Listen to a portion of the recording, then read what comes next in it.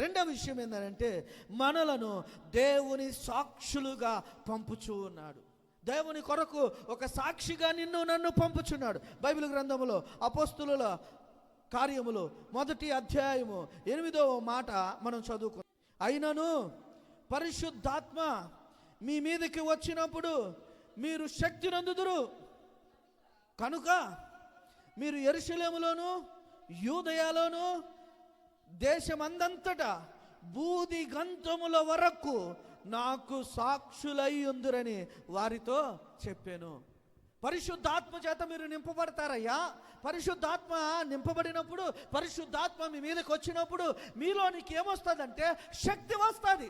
పరిశుద్ధాత్మ శక్తి నీలోనికి వచ్చి నిన్ను ఒక సాక్షిగా అనేక దేశాలలోను అనేక ప్రాంతాలలోను నా సాక్ష్యమును ప్రకటించడానికి, నా సువార్తను ప్రకటించడానికి నేను నిన్ను ఎన్నుకొని పంపుచున్నాను.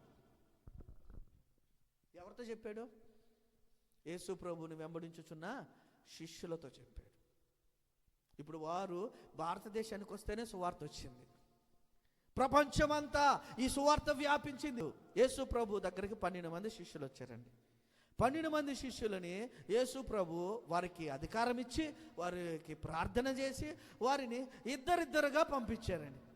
ఇద్దరిద్దరుగా మీరు వెళ్ళి గ్రామంలోనికి ఈ వీధిలోనికి వెళ్ళి నా గురించి ప్రకటించండి అని అంటే ఇద్దరిద్దరుగా వెళ్ళి వారు ప్రకటించినప్పుడు అంట అనేకులు యేసుక్రీస్తునందు విశ్వసించారంట. వీరు ప్రార్థించినప్పుడు అంట అనేకుల మీదకు స్వస్థత, విడుదల, దయ్యముల నుండి విడుదల, శాపముల నుండి విడుదల దేవుని శిష్యుల ద్వారా జరిగింది. నీవు నేను వాడబడితే, నీవు నేను ప్రార్థిస్తే కొంతమంది విడిపింపబడతారు, కొంతమంది రక్షించబడతారు, కొంతమంది దేవుని దగ్గరకు నడిపించబడతారు. ఎప్పుడు? నీవు నేను వాడబడినప్పుడు. ఎలాగా? పరిశుద్ధాత్ముడు నీకు శక్తినిచ్చి పరిశుద్ధాత్ముడు నిన్ను నన్ను సాక్షిగా, ఎలాగా? సాక్షిగా పంపుచున్నాడు. ఇప్పుడు నువ్వు వెళ్ళి ఏం చేయాలి? దేవుని కొరకు సాక్ష్యం ఇవ్వాలి. పరిశుద్ధాత్ముడు వచ్చినప్పుడు నా గురించి సాక్ష్యం ఇవ్వండి. ఏంటి ఆ సాక్ష్యము? మనుష్య కుమారుడే దేవుని కుమారుడు, మనుష్య కుమారుడే లోకరక్షకుడు, మనుష్య కుమారుడైన యేసుక్రీస్తే మానవాళందరినీ పాపముల నుండి రక్షించగలడు. ఆయన సిలువలో చనిపోయింది నిన్ను నన్ను రక్షించడానికే. ఇది మనమిచ్చే సాక్ష్యము, ఇది మనమిచ్చే సువార్త. ఈ 4 మాటలు నీవు నేను ఒక వ్యక్తికి ప్రకటిస్తేనంట ఆ వ్యక్తి రక్షించబడతారు. ఆ వ్యక్తిలో ఆ రక్షణ కార్యము పరిశుద్ధాత్ముడే చేస్తాడు, నువ్వు నేను కాదు చేసేది. మనలను దేవుని సాక్షులుగా పంపుచున్నాడు. పరిశుద్ధాత్మ వచ్చినప్పుడు మనమందరము శక్తి పొంది దేవునికి సాక్షులం అవుతాం. యెషయా గ్రంథములో 43వ అధ్యాయములో 10వ వచనములో మనం చదువుకుంటే ఇక్కడ మీరు తెలుసుకొని నన్ను నమ్మి నేను ఆయననని గ్రహించున్నట్లు మీరును నేను ఏర్పరచుకొనిన నా సేవకుడును నాకు సాక్షులు. నాకు ముందుగా ఏ దేవుడును నిర్మింపబడలేదు, నా తరువాత ఏ దేవుడును ఉండడు. ఇక్కడ ఏం చెబుతున్నాడు మనకి? దేవుని బిడ్డలారా, నన్ను మీరు బాగా తెలుసుకోవాలి అంటే, నన్ను బాగా మీరు ఎరగాలి అంటే, నా గురించి మీరు బాగా అర్థం చేసుకోవాలి అంటే మీరు నాకు సేవకులుగా ఉండాలి. మీరు నా సేవ చేసేవారిగా ఉండాలి. ఎలా సేవ చేస్తావు? నాకు సాక్షులుగా నేను మిమ్మల్ని ఎన్నుకుంటున్నాను. నాకు మీరు సాక్షులు, నా గురించి మీరు ప్రకటించడానికి సాక్షులు, నా నిమిత్తమే సాక్ష్యం ఇవ్వటానికి మీరు పంపబడిన వారు. మనలో పరిశుద్ధాత్ముడుండి మనము అనేకులకు సాక్ష్యం ఇవ్వటానికి సాధనాలుగా వాడబడుతున్నాం. ఇక్కడ ఏమని సాక్ష్యం ఇస్తాము? ఈ వచనములో నాకు ముందు ఏ దేవుడు నిర్మింపబడలేదు, నా తరువాత ఏ దేవుడు ఉండడు. అంటే నేను తప్ప వేరొక దేవుడు ఈ లోకములో లేడు. ఈ సర్వ మానవాళిని సృష్టించింది, ఈ సర్వ సృష్టిని సృష్టించింది నేను మాత్రమే దేవుడును, నేను తప్ప వేరొక దేవుడు లేడు అనే వార్త మానవుడు గ్రహించాలి, మానవుడు తెలుసుకోవాలి. ఆ వార్తను దేవుని సాక్షులమై ప్రకటించాలి. ఇదే యోహాను సువార్తలో కూడా 15వ అధ్యాయములో 26వ వచనములో కూడా 15వ అధ్యాయము 26వ వచనం తండ్రి యొద్ద నుండి మీ యొద్దకు నేను పంపబోవు ఆదరణకర్త అనగా తండ్రి యొద్ద నుండి బయలుదేరు సత్య స్వరూపి అయిన ఆత్మ వచ్చినప్పుడు ఆయన నన్ను గురించి సాక్ష్యమిచ్చును. ఎవరంట సాక్ష్యం ఇచ్చేది? ఎవరంట సాక్ష్యం ఇచ్చేది? పరిశుద్ధాత్ముడు సాక్ష్యం ఇస్తున్నాడు. పరలోకములో నుండి దిగి వచ్చిన పరిశుద్ధాత్ముడు సాక్ష్యం ఇస్తున్నాడు. దేవుని గురించిన సాక్ష్యం ఇచ్చేది సత్య స్వరూపి అయిన పరిశుద్ధాత్ముడు. ఇప్పుడు నువ్వు కాదు సాక్ష్యం ఇచ్చేది. నువ్వు సాక్ష్యం ఇస్తే ఎవరు మారుతారు? నేను సాక్ష్యం ఇస్తే ఎవరు మారుతారు? దేవుడు నిన్ను వాడుకుంటున్నాడు. నీలో నివసించి దేవుని ఆత్మ ఆ నివసించుచున్న పరిశుద్ధాత్ముడే సాక్ష్యం ఇస్తున్నాడు.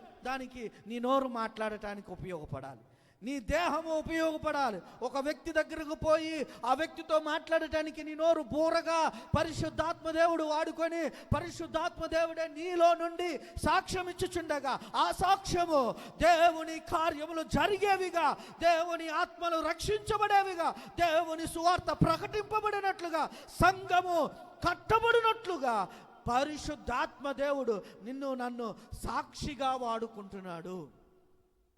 పరిశుద్ధాత్ముడు అంటున్నాడు, నీ శక్తి చేత నీ బలము చేత కాదు, నా ఆత్మ వలనే ఇది జరుగును. దేవుని సేవ పరిశుద్ధాత్ముడు నడిపించే పరిచర్య ఎలా నడిపించుచున్నాడంటే మనలను అభిషేకించి మనలో ఆయన నివసించి నిన్ను నన్ను సాక్షులుగా ఎన్నుకొని దేవుని సాక్ష్యం ఇవ్వటానికి దేవుడు నిన్ను నన్ను పంపుచున్నాడు. విశ్వాసులు అందరూ ఎవరంట? దేవుని కొరకు సాక్షులుగా పంపబడుచున్నారు. అపోస్తలుల కార్యము 2వ అధ్యాయములో 36వ వచనం నుంచి 40వ వచనం దేవుడు ఆత్మ ద్వారా జరిగే పరిచర్య ఎలాంటిదో ఈ అధ్యాయములో పేతురు భక్తుడే మనకు ఉదాహరణ. పేతురు మీదకు కడమ అపోస్తలుల మీదకు పరిశుద్ధాత్మ దేవుడు బలముగా దిగి వచ్చినప్పుడు పేతురు నిలబడి వాక్యం చెప్పటం ప్రారంభించాడండి. ఇశ్రాయేలీయులకు వాక్యం చెబుతున్నాడు, ఇశ్రాయేలీయులకి సాక్ష్యము ఇస్తున్నాడు యేసుక్రీస్తు గురించి. పరిశుద్ధాత్మ శక్తి చేత నింపబడిన పేతురు పరిశుద్ధాత్మ కొరకు సాధనముగా వాడబడటానికి నిలబడ్డాడు, ఎన్నుకోబడ్డాడు.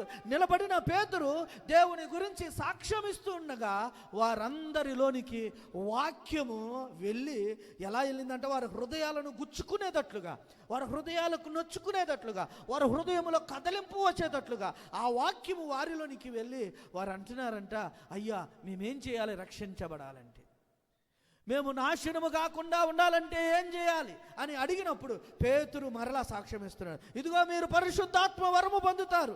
ఈ పరిశుద్ధాత్మ వరము మీకు మాత్రమే కాదు, దూరస్తులకు, సమీపస్తులకు, మానవులందరికీ వాగ్దానముగా ఇవ్వబడిన పరిశుద్ధాత్ముడు.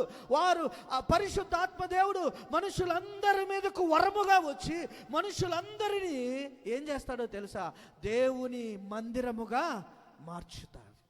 దేవుని మందిరముగా, సజీవమైన రాళ్ళగా దేవుని ఆత్మ సంబంధమైన మందిరమును కట్టబడడానికి మనుష్యులను పరిశుద్ధాత్మ దేవుడు వాడుకుంటాడు. కాబట్టి మారు మనస్సు పొందండి, పాపమును విడిచిపెట్టండి, దేవుని యొద్దకు తిరిగి రండి, మీరు బాప్తిస్మము పొందండి, అప్పుడు మీరు పరిశుద్ధాత్మ వరమును పొందుతారని సాక్ష్యం ఇచ్చుచూ ఉండగానే వారి జీవితాలలో ఎంతమంది మారారో తెలుసు? అక్కడ 3000 మంది మారారంటండి. 3000 మందికి పరిశుద్ధాత్ముడు దిగి వచ్చాడు.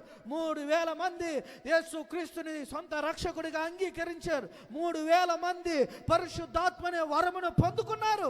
3000 మందితో ప్రారంభపు సంఘము కట్టబడింది. ఒక మాట చెప్పి నేను ముగించి వేస్తాను. గొర్రెలు ఉన్నాయండి, గొర్రెలను మేపుతున్న కాపరి ఉన్నాడు. ఇక్కడ గొర్రెలు అంటే ఎవరు అంటే మనమందరము గొర్రెలమే, మనమందరము గొర్రెలు. మనలను కాచే కాపరి ఎవరయ్యా అంటే ప్రభు అయిన యేసుక్రీస్తు. మనలను కాచే కాపరి ప్రభు అయిన యేసుక్రీస్తు. ఈ గొర్రెలకు మంచి పోషణను, మంచి ఆహారమును పెట్టి ఆ గొర్రెలు ఏమవ్వాలని కాపరి ఆశపడతాడు? అవి అభివృద్ధి చెందాలని. మీరు ఏ పశు సంపదని మేపే కాపరినైనా చూడండి, అవి అభివృద్ధి చెందాలి అంటే పిల్లలను కనాలి, పిల్లలను కనాలి. ప్రతి ఏటా పిల్లలను కనాలి, ప్రతి ఏటా పిల్లలను కనాలి, ప్రతి ఏటా పిల్లలను కనాలి. ఆ మందను ఏం చేయాలి? అభివృద్ధి చేయాలి. ఆ గొర్రెల మంద అభివృద్ధి చెందాలి. ఆ గొర్రెల మంద 20 గాను, 30 గాను, 50 గాను, 100 గాను, 200 గాను ఇలా అభివృద్ధి చెందాలి. అందుకొరకు కాపరి ఏం చేస్తున్నాడు? ఆ గొర్రెలకు కావలసిన ప్రతి పోషకము అందిస్తున్నాడు. ఇప్పుడు ఆ గొర్రెలు కానీ కనని గొర్రెలను ఆ కాపరి ఏం చేస్తాడో తెలుసా? కనని గొర్రెలను సంతకు పంపిస్తాడు. కనని గొర్రెలను సంతకు పంపించి సంతలో ఆ గొర్రెలు ఏమవుతాయి? బలిగా అయిపోతాయి. కనని గొర్రెలను, ఫలించని చెట్టును ఏమవుతుంది అని అంటే అది అగ్నిగుండంలోనికే. దేవుని కొరకు నీవు నేను కనే గొర్రెలుగా ఉండాలి. ఒక వ్యక్తిని, ఒక ఆత్మను కనే గొర్రెగా ఉండాలి. ఒక ఆత్మను రక్షించే గొర్రెగా ఉండాలి. అందుకే పరిశుద్ధాత్ముని నీ మీదకి దేవుడు పంపిస్తున్నాడు. నిన్ను పరిశుద్ధాత్మ చేత నింపుచున్నాడు. నీ మీదకి పరిశుద్ధాత్ముని బలముగా కుమ్మరించుచున్నాడు.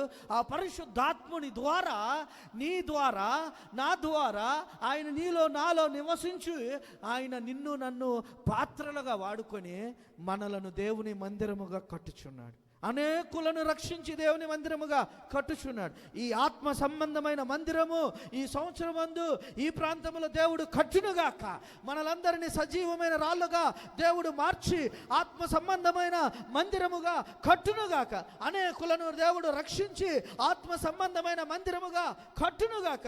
మానవులమైన మనము, దేవుని బిడ్డలమైన మనము, విశ్వాసులమైన మనము దేవుని కొరకు సాక్షులుగా పంపబడుదుముగాక. దేవుని కొరకు